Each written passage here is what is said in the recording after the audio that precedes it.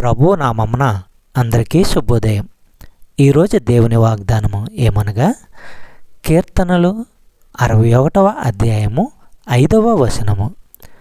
దేవా, నీవు నా మ్రొక్కుబడులను అంగీకరించి ఉన్నావు. నీ నామమందు భయభక్తులు గలవారి స్వాస్థ్యము నీవు నాకు అనుగ్రహించి ఉన్నావు.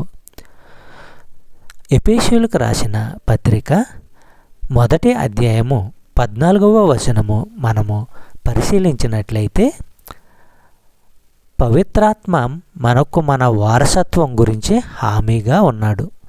దేవుని మహిమకు కీర్తి కలిగేందుకు తాను సంపాదించుకున్న దాని విమోచన పూర్తి అయ్యే వరకు ఈ హామీ ఉంటుంది. సహోదరులారా, అన్నిటికీ వారసుడు క్రీస్తు. కాబట్టి ఆయనతో వారసులు కావడం అంటే అన్నిటినీ ఆస్తిగా స్వీకరించడమన్నమాట.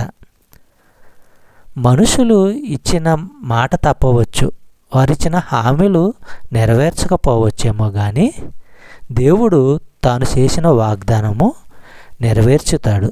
చెప్పబడిన వాగ్దానము దేవుడు దీవించి ఆశీర్వదించును గాక. ఆమేన్.